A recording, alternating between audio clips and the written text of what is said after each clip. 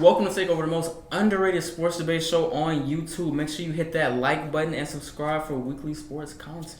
As most of you guys already know, my name is Josh, but something you may not know because you guys don't watch the end of the video is that I'm offering $5 for every 3 subscribers that you can get to subscribe. All you have to do is send me proof of subscription and prove that you know the person, and I'll cash app you $5. It's free money. Get that money. My name is Deandra. It's your boy Cam, and this is Takeover. We play it all in night. Yeah, need it all in advance. The opposition know we're ready for it. Like a supper we eating, it won't be the last. Grind out the muscle, pull up. Parker right on the grass. We coming in, take over everything, run it up. Nothing holding me back. 3 in the wood, rushing. I don't like Dutch, don't even matter, you know I'm a face. And when I roll a paper, I like to go double. Run up a check, flip a W, make it an M. I need a couple.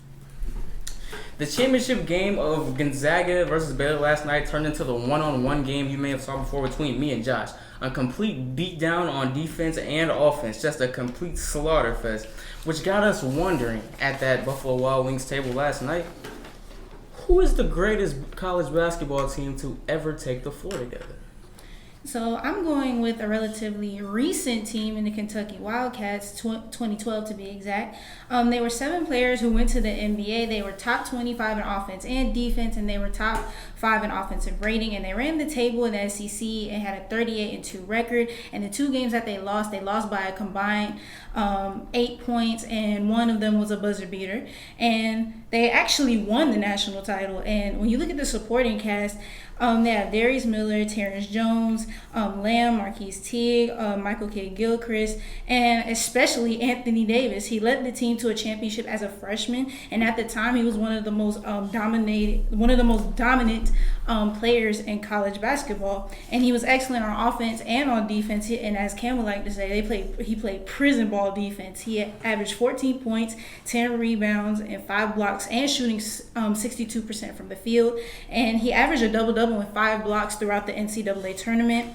And one thing I noticed about last night, or one thing we noticed about last night, was that Baylor came out rebounding, and you said in previous episodes they had trouble rebounding, and Gonzaga just could not buy a rebound. And what this team reminds me of, their rebound ability was really good as well. They had 3 players who averaged well over 7 rebounds, and Anthony Davis did average 10. So, and they won 4 straight NCAA tournament games by double digits. And even in the national championship, when Anthony Davis went 1 for 10, only had 6 points, and Michael Kidd-Gilchrist had only 11 points and 6 rebounds, they still were able to win the game by 8 points, and it proved that the depth on the team was really great as well. So I picked them because of they had smothering defense, they had really unselfish play, their depth, and the balance on the team.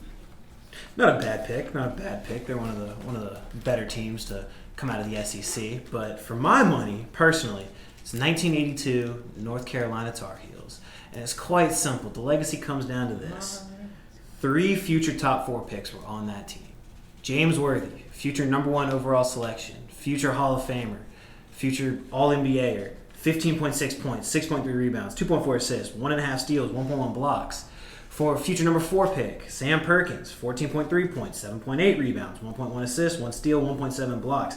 And then, of course, the GOAT himself, Michael Jordan, as a freshman. 13.5, 4.4, 1.8, 1.2 steals. And not only was it that, when I look at the greatness of a team, especially in college basketball, because as we've seen last night, the best team doesn't necessarily win March Madness, because according to every single number that you can find, Gonzaga was better than Baylor.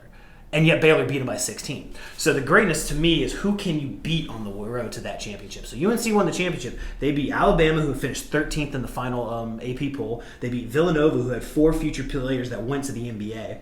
They beat the young version of Phi Slamma Jam out in Houston. And they beat Georgetown, which had Sleepy Floyd and Patrick Ewing. So they had a very tough road to the finals.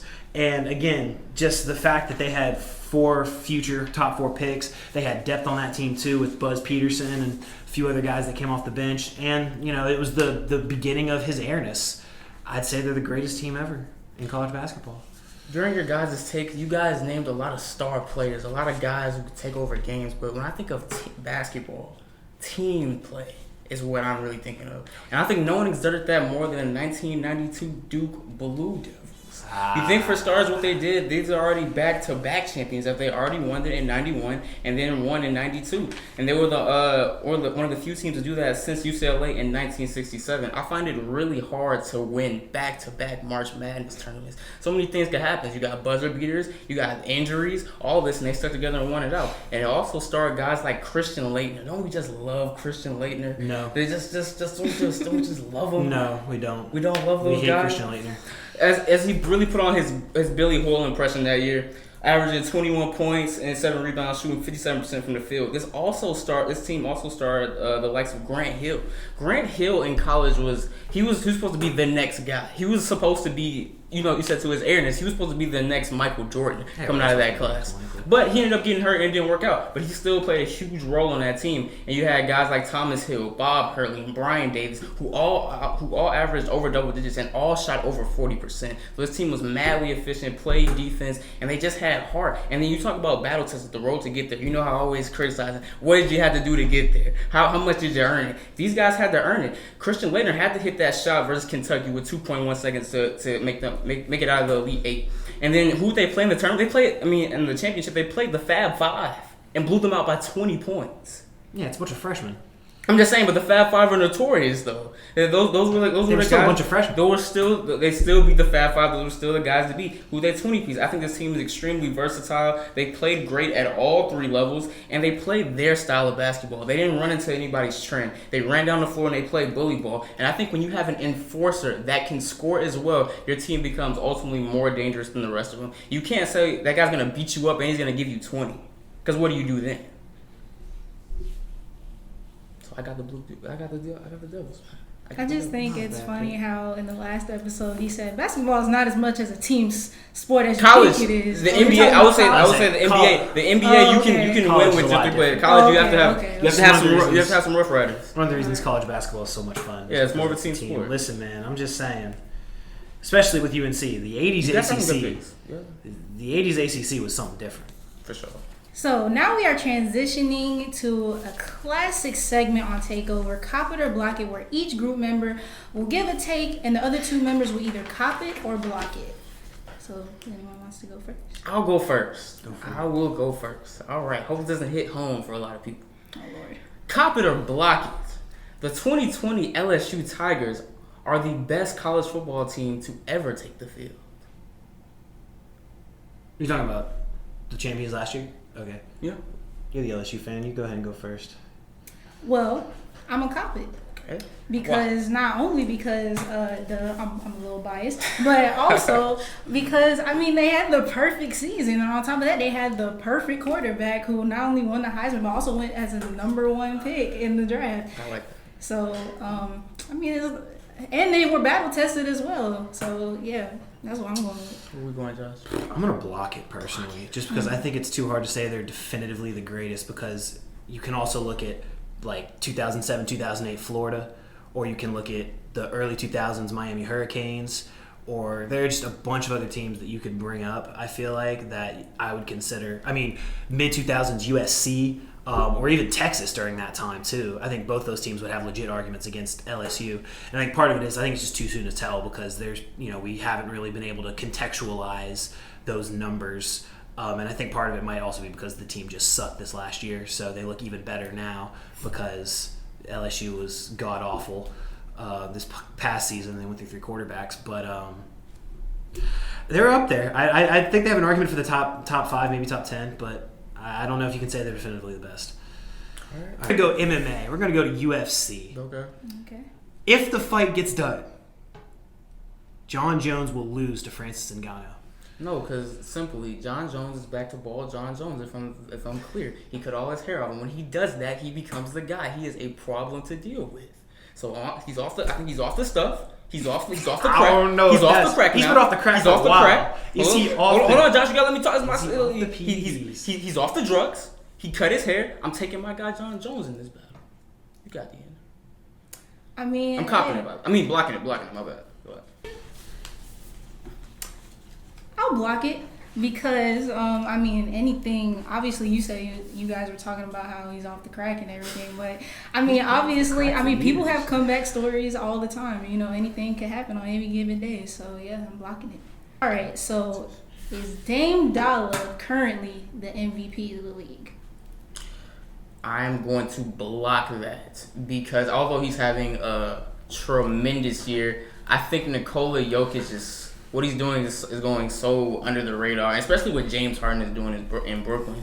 I mean, if James Harden didn't have the array of weapons he's had with just Kyrie, he'd automatically be the MVP. He's doing everything. You said he couldn't change. He's changing. He's getting everyone involved. He's basically beating teams by himself. He's a 25-plus point scorer. I think he's he's top 5 in assists right now. He's doing everything possible. And Nikola Jokic does everything. He's a triple-double machine. He can score in the post. He's doing everything. Although Dame's having a tremendous season, I think those two guys are ahead of him right now. My answer comes down to this. Nikola Jokic having a fantastic year, and the Nuggets look good. LeBron James, I think, deserves a mention in the conversation just because we've seen just how bad the Lakers are without him. Part of that might be because Anthony Davis is also hurt, but it still is up there. Like you said, James Harden has been fantastic in adjusting his role and being able to fit next to the other two superstars. But you know what? Goodness gracious, I'm copping it. Because Damian Lillard is the Portland Trailblazers. Without Dame, this team isn't anywhere near the playoffs. CJ McCollum's on a separate team if Damian Lillard's not playing, because CJ would have been traded 2 years ago. Because without Dame, this team is nothing. All right, Dame is the greatest clutch player we've seen in the current NBA right now, based on the numbers and everything. Just watching him play, he is single-handedly carrying a team that has dealt with so many injury problems. Derrick Jones Jr. hasn't been as impactful as everybody thought he was going to be. Same with Robert Covington. CJ McCollum missed like 2 or 3 months, as did Jusuf Nurkic. So he's been playing with basically nobody, and he's got this team sniffing the top 4 spot in the West. Come on, man. Give it to me. Because, listen, I love Jokic, but Jokic hasn't dealt with the same kind of adversity as Damian Lillard has. So I would say most valuable, give it to Baby Dame. Okay, wait, I have a question real quick. Not to, prolong the episode, but since you talked about Nikola Jokic, do you think that will change because they got Aaron Gordon? No, because I don't think he's he's a great piece to add, but what Nikola Jokic is doing, he said that Dame was the whole entire Portland Trailblazers. I could make an argument that the whole entire Nuggets offense is centered around Nikola Jokic. You can, and that's a fair argument. Because he takes the center, he basically plays point guard, he does everything he needs to do. So, I can make the same argument. But the other part of my argument was he hasn't faced as much adversity because he hasn't had the same True, yeah, because Dame lost it by himself. Yeah, so he hasn't lost as many games to people being hurt. All right, is it my turn? Mm-hmm. Cop it or block it. Hopefully, this one doesn't hit close to home either. Goodness gracious, he's just going the personal. Hawks regret taking Trae Young over Luka Doncic. Cop it or block it. I'm copping it. Why? In a couple of years. Because as of right now, I feel like when you look at Luka and how he's played with his team and you look at Trae, even though I just feel like Trae hasn't really... He's great, don't get me wrong. He's great. But I feel like he hasn't really taken that next step to really carry his... I wouldn't say carry his team, but I'm trying to figure out how to word it. He ain't Luka. Is that what you're trying to say? Basically, is what I'm trying to say. He's just not Luka. He's not as good. He's not doing what Luka's doing on a night basis. All right, thank you for clearing that up. No problem. All right. No problem. Josh, we have to... Let's... Come on now. Oh, you got a Hawks jersey on, too. This is great. It's hard, man. First of all, I think oversimplifying it down to Luka and Trae completely ignores the fact that the Hawks also got another first round pick for trading back. So I think Cam Reddish does have to go into that conversation because if we're looking at the trade as a whole, it's Trae and Cam for Luka. But even with those two, that's going to add it up. Hold on, let me finish my take. Go ahead. That's gracious. Even with those two, with as much promise as Reddish has and as great of the numbers as from Trae, I'd cop it too because Trae's been great. Luka's been phenomenal. It just comes down to the fact that Luka's helped a winning team, and God bless Trae Young. He cannot play defense on a wet paper bag. So yeah, I'd cop it. Sounds like Mrs. I love it from Josh. Huh? Is that hard for you? No, I've admitted it a while ago. I just like to posture on the show a little bit. All right, cop it or block it. Barry Bonds and Roger Clemens should not be allowed into the Hall of Fame next year. It's honestly interesting, because it's. Hold on, see. You said should not be allowed. Should not be. They should not be enshrined in Cooperstown, hallowed ground. Anyway, because I'm saying if you're gonna be on the Mets, I think it's hard to induct you with everyone that wasn't, because they lived up to the criteria of not needing that. You used that to your advantage. So as great as he was, I wouldn't be mad if he was left out. Yeah, I feel the same way. I mean, if you take enhancing drugs, then how do we know what part was really you, and how do we know what part was the drugs? So at some point, it's like you have to be fair, like you said, to all the other people as well. So we talked about the Buccaneers, and we gave our picks as to who we think could beat them or stop them from going back to back. Yes. But I'm gonna ask the question: do you guys think they are going back to the Super Bowl, or the Bucs are going to the Super Bowl back to back? Cop it or block it. You want this? I will cop it, and here's why. I don't think there's ever been all 22 starters to come back. Like what they did last year, it was a bit magical. They got a little lucky, but I feel like Tom Brady, he ages like fine wine. You know what I'm saying? You don't want to. You have to give the guy the same situation, and the NFC South gets worse because Drew Brees left. Aaron Rodgers and the Packers look shaky. Who's stopping them to come out the NFC? We know we named the Rams last week, but do we trust Matt Stafford to outduel Tom Brady in a playoff game?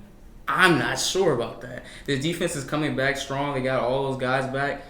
I think it's very possible that they could do the exact same thing they did last year. I think it's very possible as well, but I think I'm going to block it simply because it's insanely hard to go back to the Super Bowl. We've seen the Super Bowl hangover from teams that lose. We also see it from some teams that win, because you can win, bring back. I mean, I know they're bringing back 22 starters. That's fantastic. But what if Ndamukong Suh finally starts to look his age? What if Shaquille Barrett continues to kind of regress to the mean of what he was? What if the secondary is finally exposed as not really having as much talent as you would want it? What if the running game is finally sort of exposed as just being mediocre? And what if Tom Brady? I'm convinced it's not going to happen, because Tom Brady is a football-playing cyborg who doesn't age the way that normal humans age. But what if, by some act of God, Tom Brady finally starts to look like a human being and acts the age of 44? I don't think it happens. I'm just saying, I think too many things had to break right for Tampa last year, and I don't think they're going to break right again this year. Because in football, you almost never see repeat champions. Tom Brady does the impossible. That is going to wrap up our show for today. Guys, do you have anything else to say? I don't know why you people don't watch Free Money. I don't get it. It requires nothing. It requires 2 text messages. One to them and one to me. Just take advantage of it. I'm literally giving you my money. I haven't worked in like 5 months. And I'm giving you money. And you just refuse to take it, guys. I'm so confused. Josh is very emotional in this episode. Because I don't get why they're not taking it. This is a business opportunity. It's alright, buddy. D'Angelo, do you have anything to say? Subscribe, like the video, and don't forget to submit a take if you have anything interesting you want us to react to. Submit those takes, guys. Don't be scared of us. You could be scared. I know you might be scared of me for what I do to these guys on a day-to-day basis. You know what I'm saying? But don't be scared. We welcome all types of heat here. We'd love to hear what you have to say, because, some people talk crazy behind the scenes. I don't know what he means by that. But Takeover out. Yeah, we play it all in night. Yeah, need it all in advance. The opposition know we're ready for it. Like a supper we eating, it won't be the last. Grind out the muscle, pull up. Parker right on the grass. We coming in, take over everything, run it up. Not that holding me back. 3 in the wood, rushing. I don't like Dutch, don't even matter, I'm a facing. When I roll a paper, I like to go double. Run up a check, flip a W, make it an M. I need